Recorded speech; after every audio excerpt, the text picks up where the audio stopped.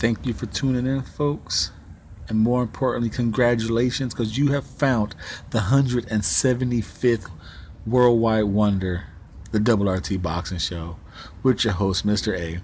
Right here, we stay ready, you stay ready, we're ready to talk boxing. If you're a new viewer, please become a new subscriber. We do nothing but talk boxing. This is where you want to be. Thank you for your support. Now, as it says, this is the WBA lightweight breakdown between champion Jorge Linares taking on ranked number 11 Mercito Gesta.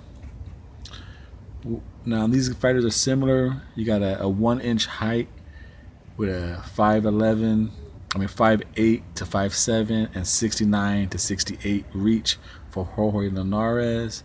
Jorge Linares is 32 years old to the 30 years old of Gesta. The ring experience goes to 280 with 208 for Jorge Linares, who has a larger career of 43-3, but those 3 losses are all 3 KOs. Earlier in his career, he was able to change from that, but he's been KO'd 3 times. Now, while his opponent, Gesta, he comes in at 31-2 with 2 draws. They both batting around 50-something percentage in knockout power. Now, when you see who's to go for, you think, okay, the younger man might be the faster man, but no, it doesn't work that way. Not in boxing. It doesn't always go with the numbers and age. Now, you see, earlier in the career with the knockouts of Jorge Linares, you was able to see him adapt. He does things defensively different now to stop. He shows movement with his shoulders. He shows all types of feints, things he didn't do earlier on in his career that got him knocked out. While Gesta, his offensive output is the same as it was earlier in his career. He hasn't changed things. So if the fight gets tough and gritty, who will make an adaptation? Maybe the man who has made an adaptation in his career. Now, when we're saying, can the number ranked 11th guy beat the champion? Let's break it down. So we're going offensively. Jorge Linares has the faster hands. I think that's not an argument there. Who throws more power shots, or who has the seemingly eyeball test power?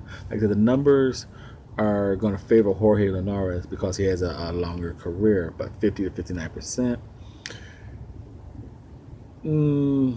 Like I said, it's with the fact that Gesta throws maybe 1 or 2 at a time, while Linares will unleash a combination on you. It seems like the power and speed and power, like it goes more with Jorge. So we're going with Jorge on the power, and whereas speed variation, easily Jorge Linares. He throws you softball combinations, and that's how he pops you with a good one. But Gesta is mainly just a check right hook trying to get you into his left hand. He's very simple with his offensive delivery. Less than half, probably maybe like 20 or less percent of his output is body work. So he's a headhunter. He lunges with his work. That's due to his footwork. We will get into that. So speed variation, combination variation goes to Jorge Linares. And then you go into defensively. Like I said, early on in his career, Jorge Linares got knocked out because his defense was just right in front of you. But now he changes levels with his shoulders. He fobs, he goes in and out. He's up and down with his legs. He's moving left and right. So he knows he's not just consistently in front of you, giving you the same look, being anticipated where he's going to be. Where Gesta,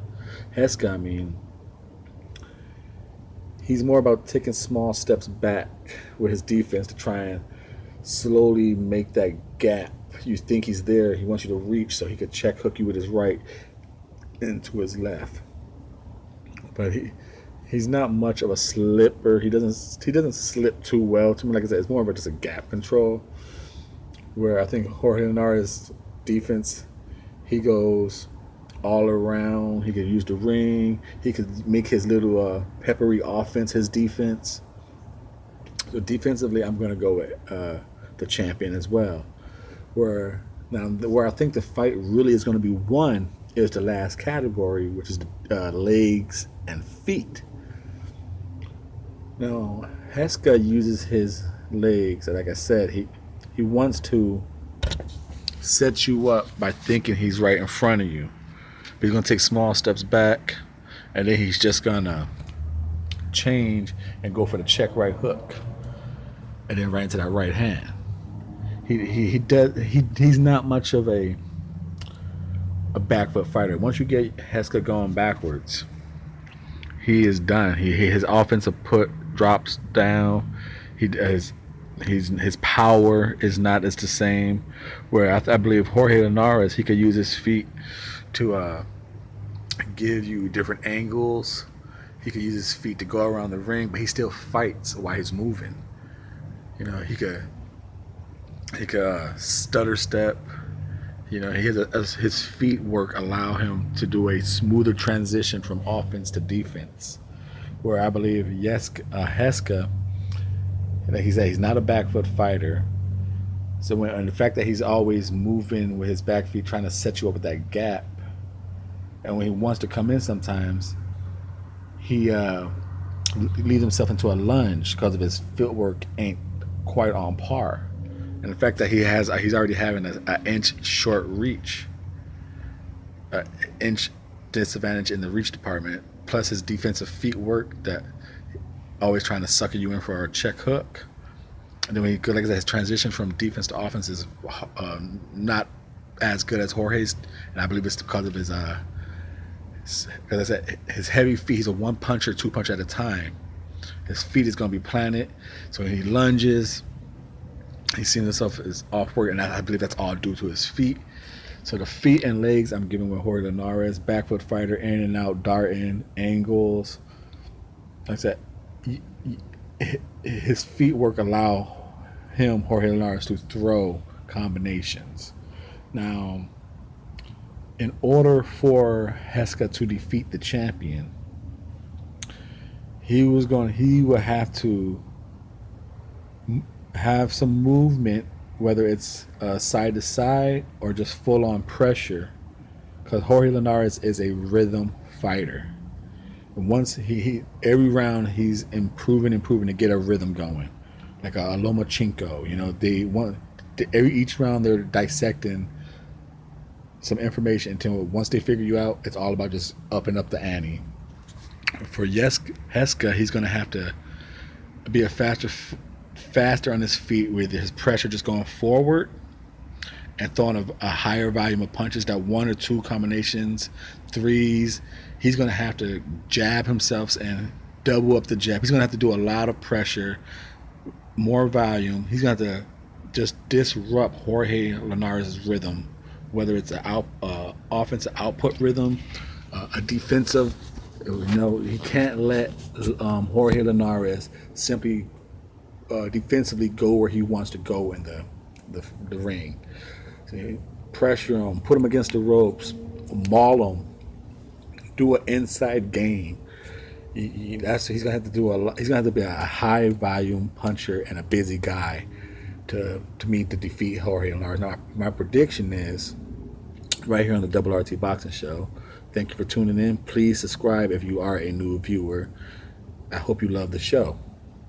Support the show. If you love boxing, you should support the show, whether you hate this video or not. Next show will be some more boxing. This is all boxing. Please support the show. Thumbs up. Please subscribe. I'm going with a unanimous decision by Jorge Linares.